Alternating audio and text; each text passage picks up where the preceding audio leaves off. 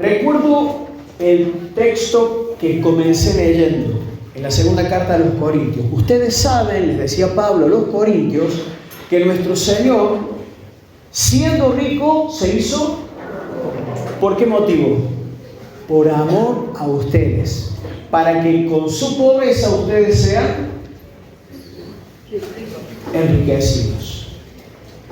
Ahora, cuando hablamos de riquezas, generalmente surgen muchos intereses. Hay mucha gente que se arrima y mucha gente que anda ahí expectante a cuando hay riquezas de por medio, porque quieren sacarlas, porque quieren quedarse con ellas. Tanto pasa en lo material como en lo espiritual, ¿sabías? Hay gente que tiene experiencias de haber sido asaltado, de que le entraron a la casa, de que se quedaron con cosas materiales que se las sacaron por la fuerza o por extorsión o por algún tipo de manipulación, ¿no? Le manipulan las cuentas, estos famosos cuentos del tío, tantas estrategias que tiene hoy el ser humano para quedarse con riquezas ajenas. Pero no pasa solamente en lo material.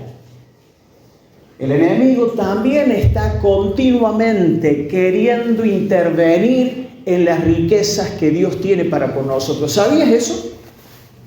¿Sabías que el enemigo interfiere para quedarse con las riquezas espirituales que Dios quiere darnos? ¿Sí? Entonces tenemos que entender la importancia de cuidar eso que Dios quiere darnos, esas riquezas que el Señor quiere darnos. Mira, quiero que me acompañes, en el Evangelio de Marcos, capítulo 14.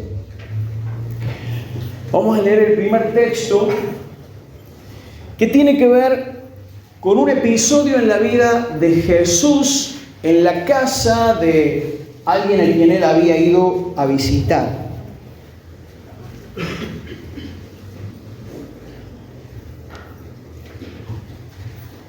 Cuida tu corazón para que el enemigo no te robe nada de lo que Dios te quiere dar. El Señor vino para darnos vida y vida en abundancia.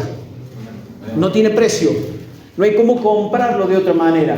Pero el enemigo anda detrás de esa vida queriéndola quitar, queriendo dejarte sin esa vida abundante. El Señor, a través de su Espíritu Santo, produce gozo, produce paz, esa paz que sobrepasa todo entendimiento. Pero ¿qué pasa si nos descuidamos? ¿Qué pasa si caemos en la trampa del diablo y creemos sus mentiras?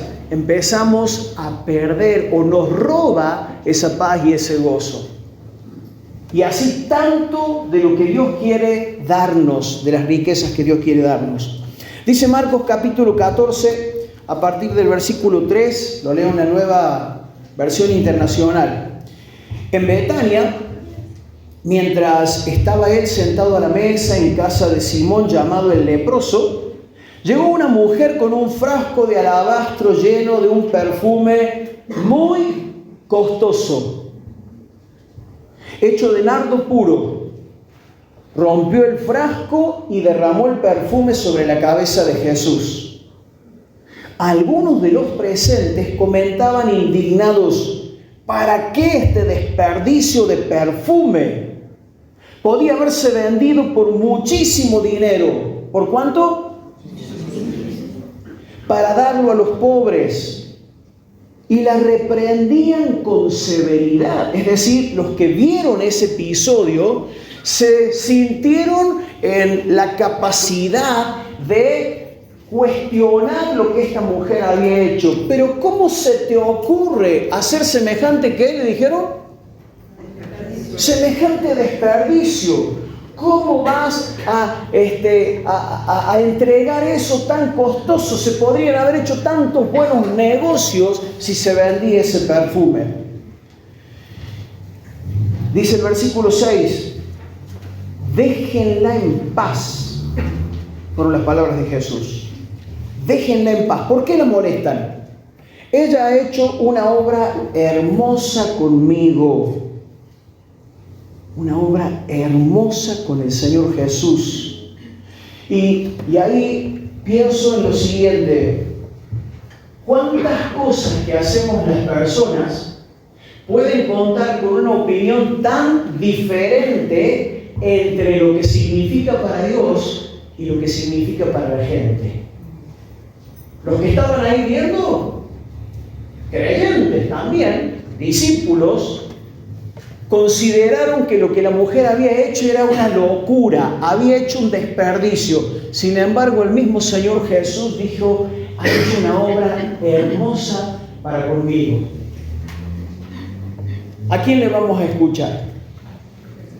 ¿Con la opinión de quién nos vamos a quedar? Importante esto, porque muchas veces nos encontramos con gente que cuestiona nuestras decisiones de fe.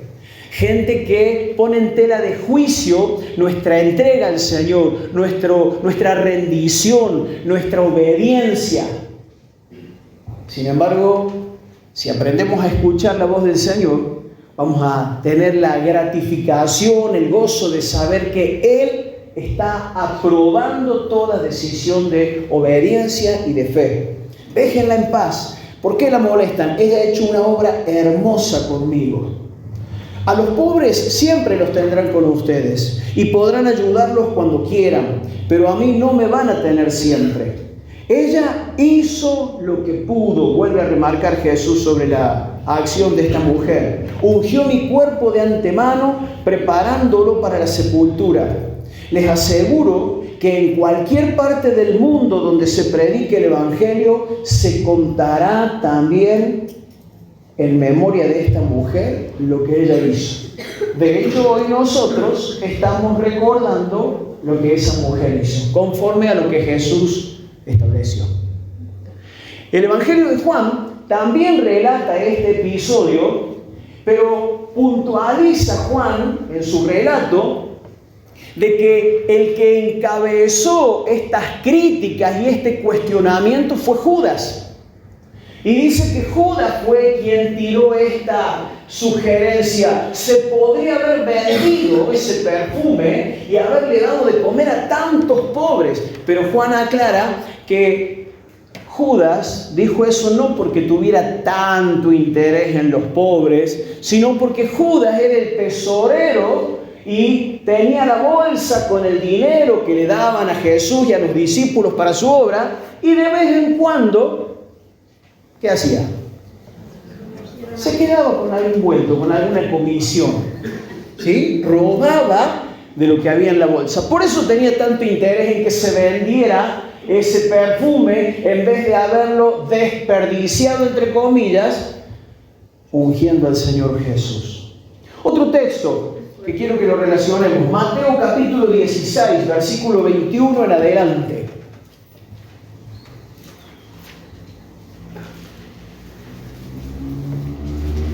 Dice este pasaje: desde entonces Jesús comenzó a explicar a sus discípulos que Él debía ir a Jerusalén y padecer mucho a manos de los ancianos, de los principales sacerdotes y de los escribas, y morir, y resucitar al tercer día. Pedro lo llevó aparte y comenzó a reconvenirlo.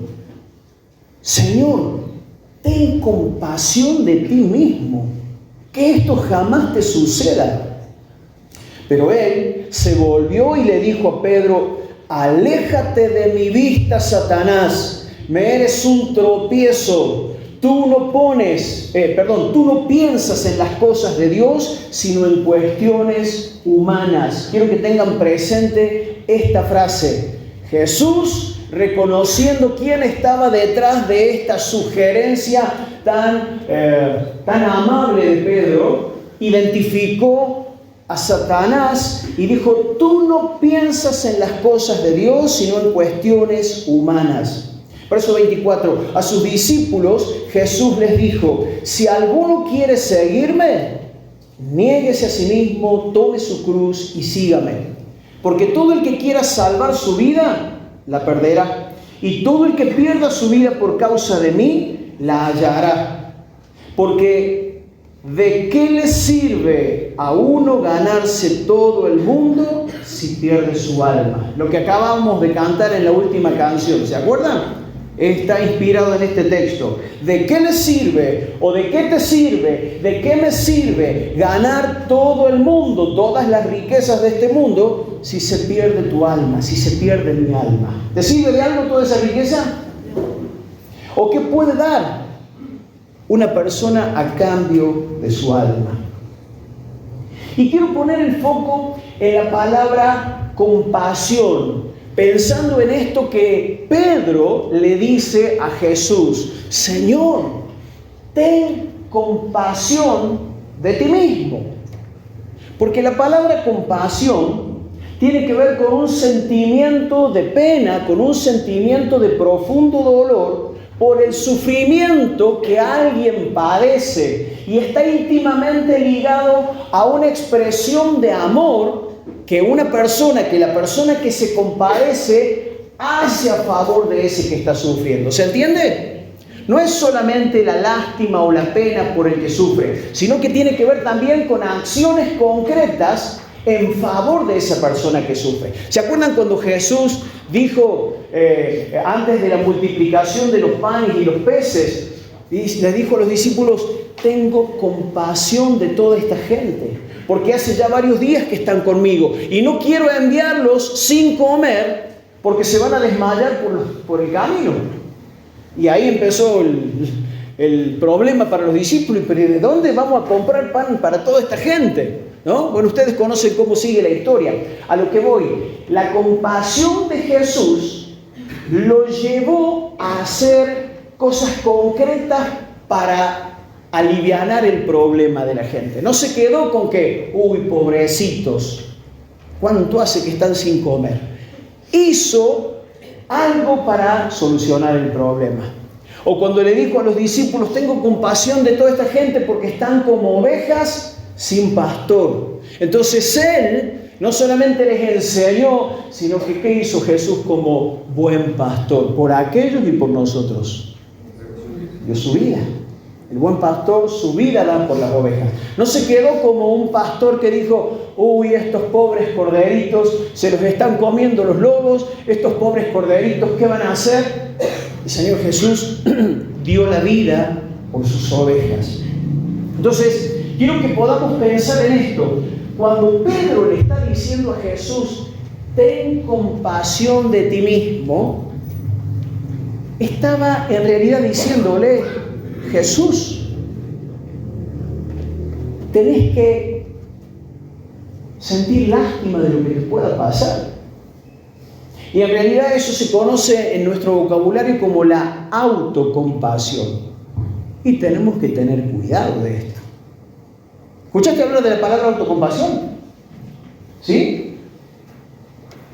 Y el diablo, que había inspirado a Pedro, sigue inspirando a tanta gente a que sienta lástima, a que sienta pena. ¿De quién? De su propia vida. Ay, pobre de mí, todo lo que he sufrido. Ay, todo lo que me han hecho, todo lo que me ha faltado, todo lo que he tenido que padecer. Pobrecito de mí.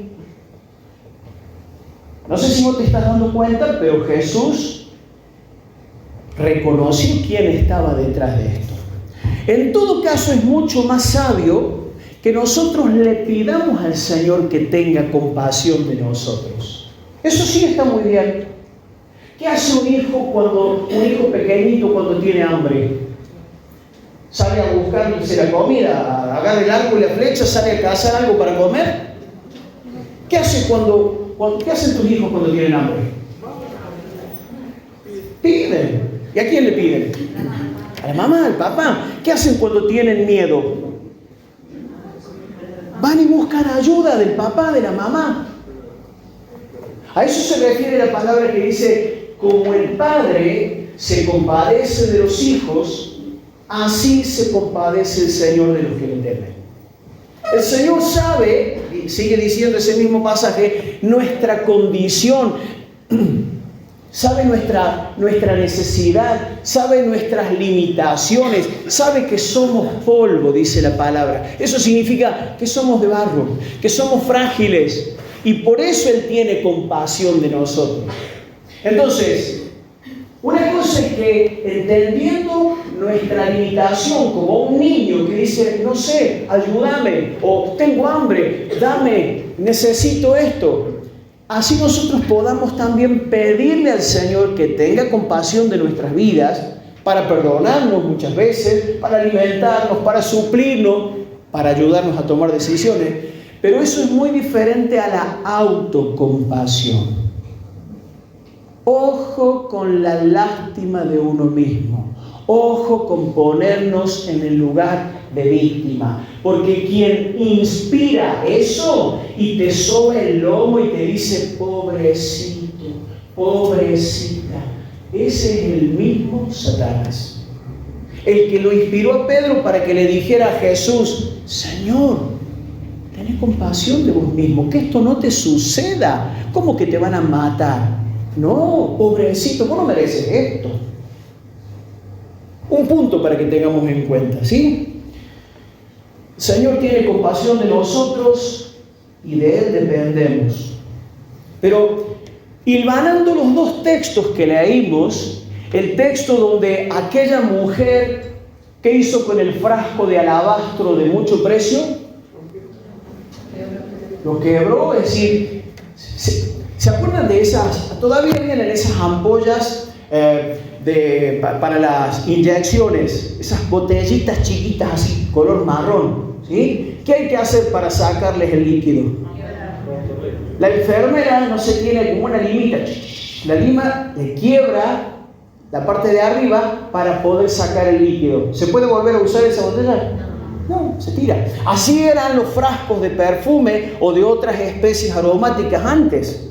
Había que romperlas. No tenían el atomizador para poner un poquito y que dure mucho, ¿sí? Entonces, cuando alguien se decidía a usar ese perfume, era para usarlo ahí, podía durar algunos días a lo sumo, pero después había que usarlo porque si no, se evaporaba. Y esta mujer rompió el cuello seguramente de esas botellitas de alabastro que eran como una especie de piedra no tan dura que se podía dar forma, se podía pulir, o también había unas botellas de un vidrio bastante rudimentario, pero también se quebraban para poder usar lo que había adentro. Y esta mujer rompió el frasco de alabastro.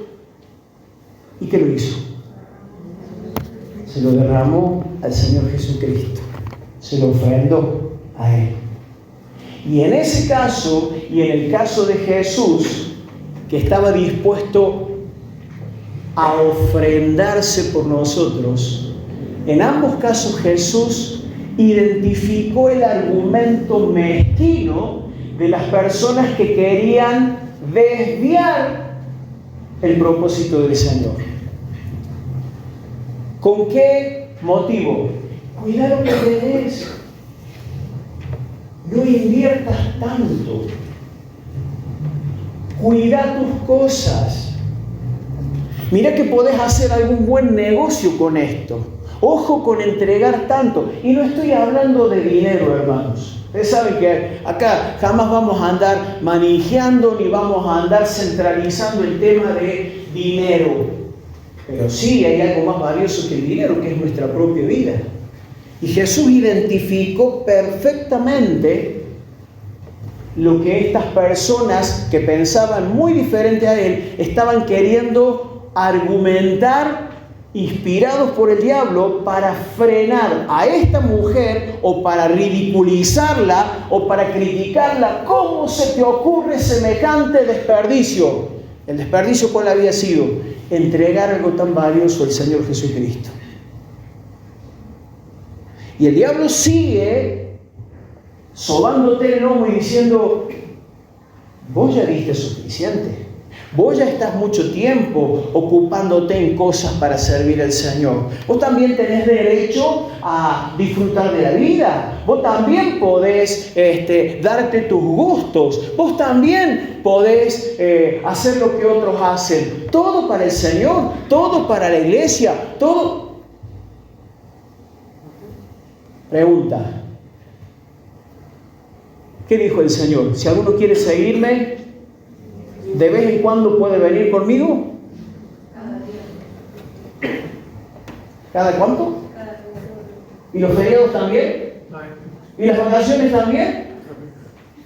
La pucha, que exige mucho el Señor, ¿no?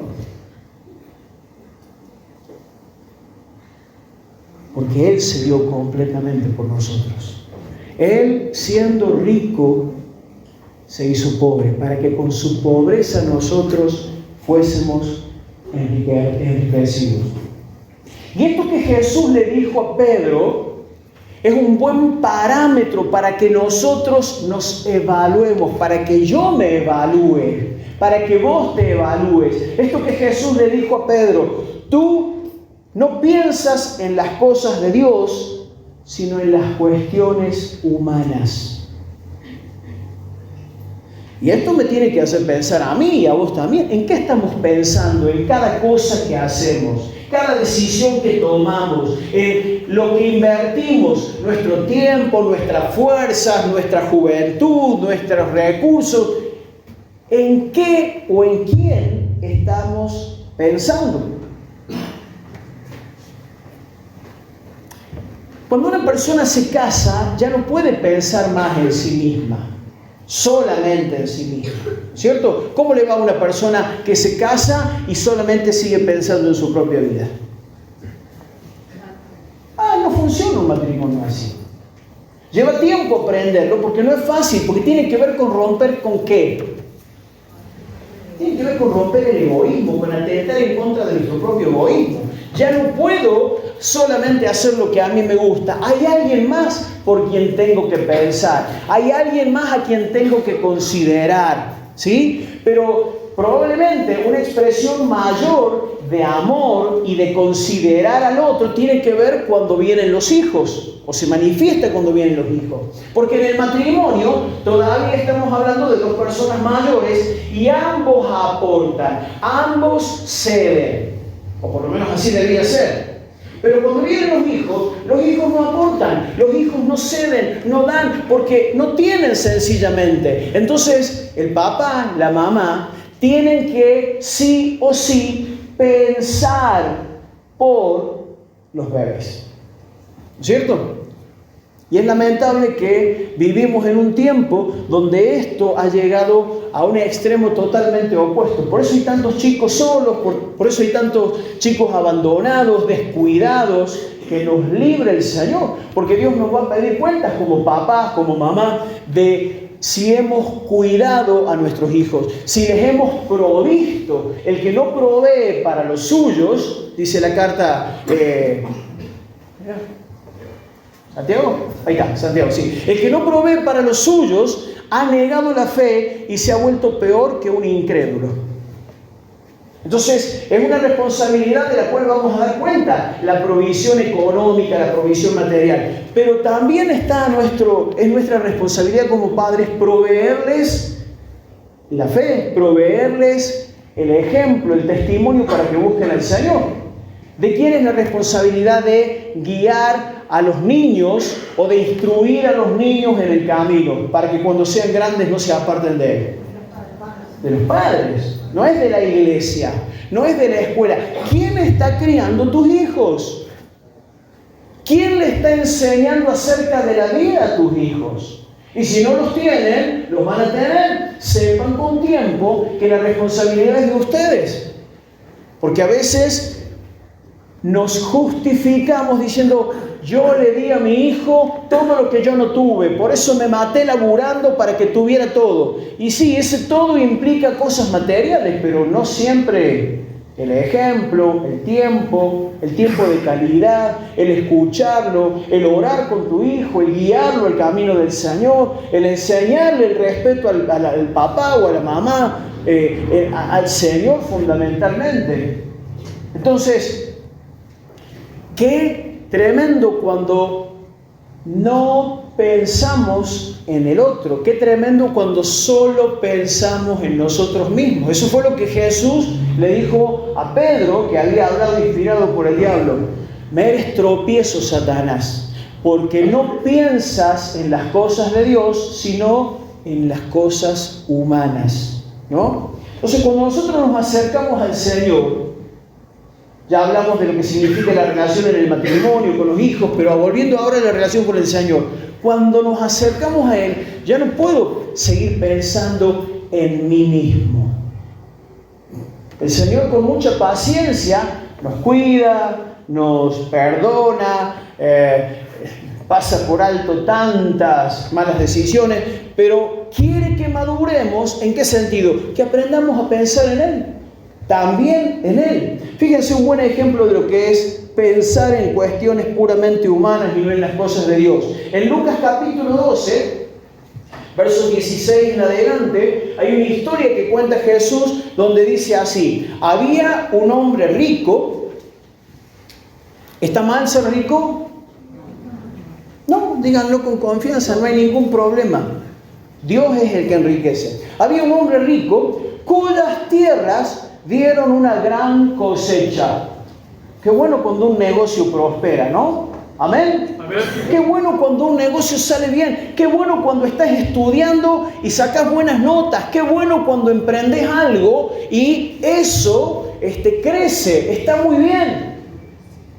Dios quiere prosperar. ¿Quién manda la lluvia para hacer germinar la semilla que ha sido sembrada en la tierra?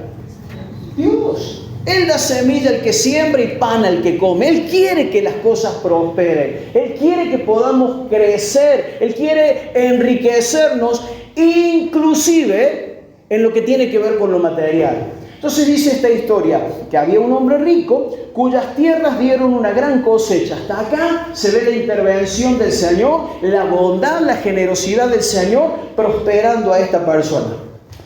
Verso 17. El rico se puso a pensar, que de hecho también está muy bien. El punto es en qué pensamos. Acordate lo que Jesús le dijo a Pedro: piensas en cosas puramente humanas y no piensas en las cosas de Dios. El rico se puso a pensar: ¿qué haré? No tengo dónde guardar mi cosecha. Y se dijo: ya sé lo que voy a hacer. Derribaré mis graneros y levantaré otros más grandes para guardar en ellos toda mi cosecha y todo lo que tengo. También está bien, es una forma de previsión.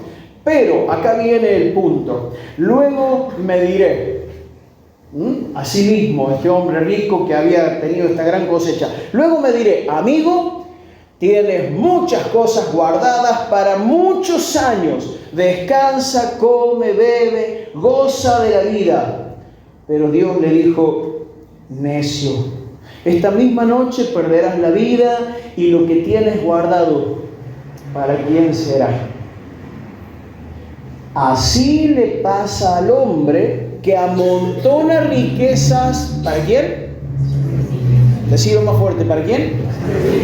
Así le pasa al hombre que amontona riquezas para sí mismo, pero es pobre delante de Dios.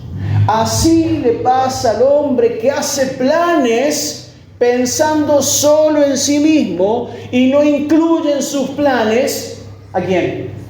A Dios. Así le pasa al que piensa siempre en satisfacerse y en pasarla bien y no incluye en sus pensamientos a Dios.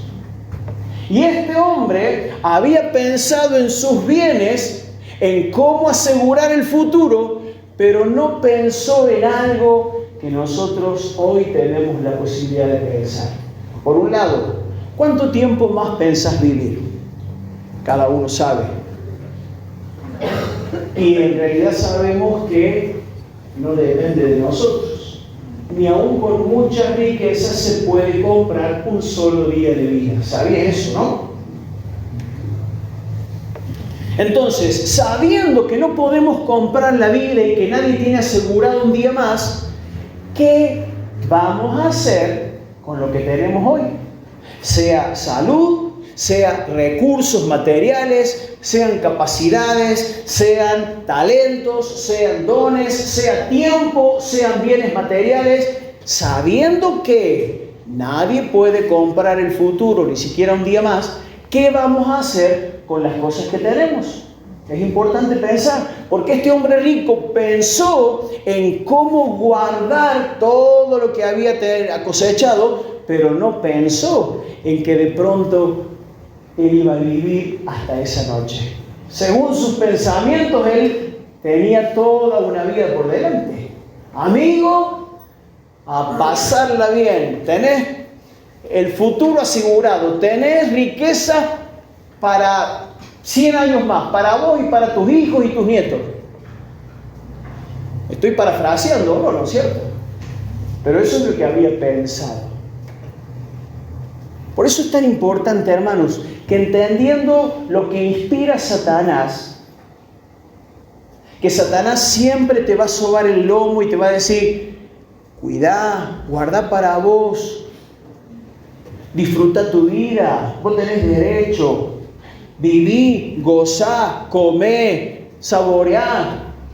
A ver, no hay nada de malo en todas esas cosas. Dios quiere que nosotros podamos disfrutar la vida, pero que incluyamos en nuestros planes al Señor por sobre todas las cosas. Amén. Amén. Que tengamos en cuenta que de Él dependemos, porque de otra manera el calificativo que Dios le dio a este hombre es necio. Amontonaste un montón de cosas y ahora otros van a disfrutar de todo eso. Así le ocurre a cualquiera que piensa en sí mismo, trata de asegurar su vida y su futuro y no es rico para con Dios. No piensa en las cosas de Dios. Volvemos al caso de la mujer. El razonamiento de aquellos que criticaron a la mujer que rompió el frasco de perfume para entregárselo en ofrenda al Señor. Dijeron, ¡qué desperdicio! ¿Cómo se te ocurre hacer tan mal negocio con eso que podría haber producido quién sabe cuántas riquezas más? Sin embargo, la determinación de la mujer, el pensamiento de la mujer era este. Esto es lo que tengo, esto es lo más valioso que puedo darle. Se lo voy a dar al Señor, se lo voy a ofrendar a Él. Y esto tiene que ayudarnos a nosotros también a pensar, ¿qué es lo que tenemos? Ricos acá no somos, no tenemos grandes capacidades ni grandes talentos, no hay ningún noble, no hay ningún hijo de la realeza, pero tenemos una vida, hermanos. Tenemos un frasco, ¿sí? Un recipiente, acordate que somos vasos de barro, y lo mejor que podemos hacer con nuestra vida es entregársela al Señor. Que nuestra vida se gaste para la gloria del Señor. Y eso no significa, como te he dicho en otra oportunidad, que tengas que estar en todas las actividades de la iglesia y metido en todas las responsabilidades y en todos los ministerios, no. Pero sí que aprendamos a ser ricos para con el Señor, generosos para con Él, entendiendo que Él es el que nos ha dado la vida. Amén. Y Él es el que nos ha dado todo lo que tenemos. Si hay salud, si hay capacidad de trabajar, si hay inteligencia para estudiar, si hay capacidad de hacer negocios, todo nos lo ha dado el Señor. Entonces, lo mejor que podemos hacer con nuestro frasco de alabastro es entregárselo a Él. ¿Has escuchado este dicho? Con el diario del lunes, todos somos Gardel.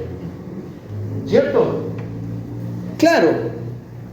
Cuando uno ve el resultado que dieron las acciones de una persona, y sí, después todos podemos opinar. Y claro, perdió el partido porque el arquero se tiró para aquel lado y el que pateó para acá. Si se hubiera tirado para este lado, el arquero la atajaba. Y claro, desde afuera todos somos buenos jugadores, desde afuera de la cancha todos somos directores técnicos, todos sabemos opinar sobre lo que la gente hizo, de bueno o de malo, después de que las cosas pasaron.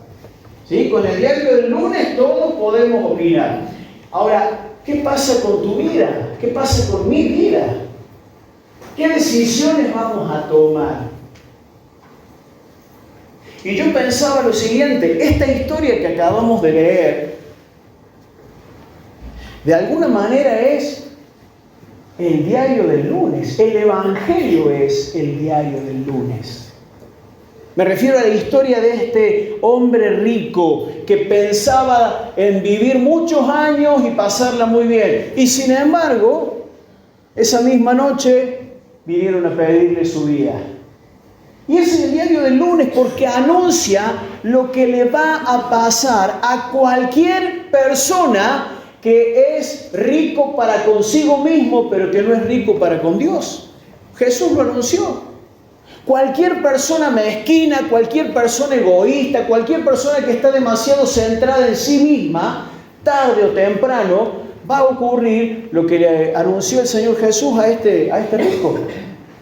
Entonces, tenemos en el Evangelio ese diario del lunes.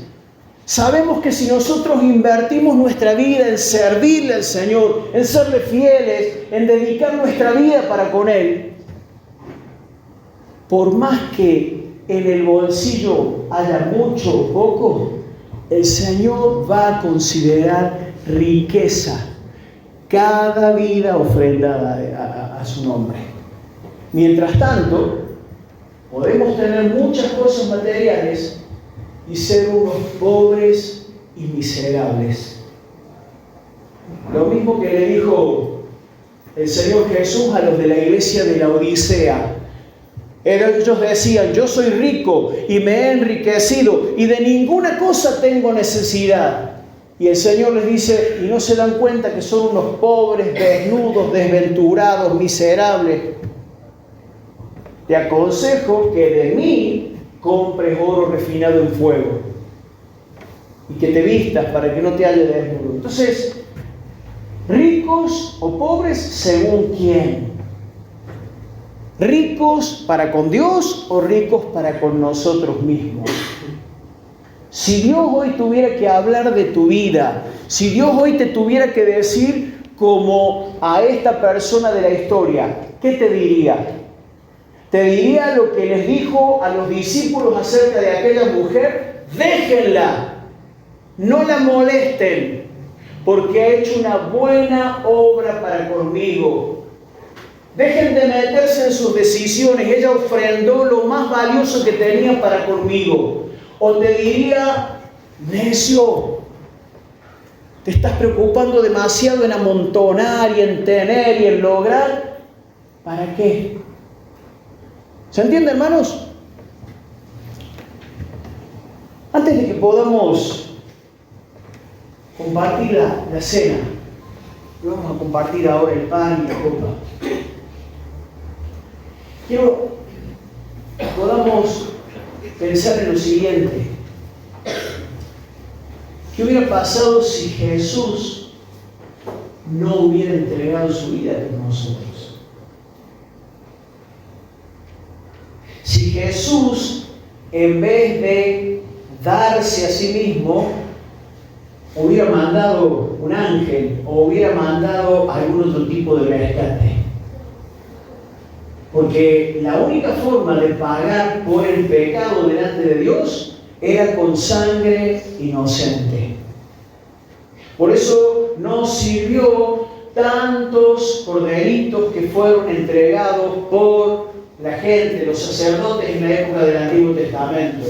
Por eso el apóstol Pablo dice que el sumo sacerdote cada año tenía que volver a entrar en el lugar santísimo y volver a ofrendar un animal por sus pecados primeramente y por los del pueblo. Y eso duraba un suspiro, porque después volvían a pecar y había que volver a hacer otro sacrificio, y otro sacrificio era insuficiente. Pero en cambio de Jesús se dice que Él murió una sola vez por los pecados de toda la humanidad, una vez y para siempre. En Él fueron limpiados nuestros pecados, en Él fue salva nuestra vida. En Él fuimos aceptos, en esa ofrenda. ¿Qué hubiera pasado con tu vida? ¿Qué hubiera pasado con nosotros, con tanta gente que dice creer en Cristo a lo largo de la historia de la humanidad? Ustedes ya saben, decía Pablo a los Corintios, que el Señor Jesucristo, siendo rico, se hizo pobre por amor a ustedes, para que con su pobreza ustedes fuesen enriquecidos. Escuchen lo que dice el capítulo 5 de esta segunda carta de los Corintios. Él murió por todos, para que los que reciben la nueva vida de Cristo ya no vivan más para sí mismos. Él murió por todos, para que los que reciben la nueva vida de Cristo ya no vivan más para sí mismos. Y de esto se trata. ¿Para quién estamos viviendo? ¿Seguimos viviendo para nosotros mismos? Amontonando, planificando, pensando, proyectándonos en función de nuestros gustos, de nuestros antojos, de nuestros proyectos. Porque si es así, hay algo que no hemos entendido. El Señor dio la vida para que los que ahora hemos recibido esa nueva vida de Cristo ya no vivamos para nosotros mismos. Más bien, vivirán para Cristo, quien murió y resucitó por ellos. Así que hemos dejado de evaluar a otros desde el punto de vista humano. ¿Escuchaste esa expresión? ¿Cuántas cosas evaluamos? ¿Cuántas cosas juzgamos?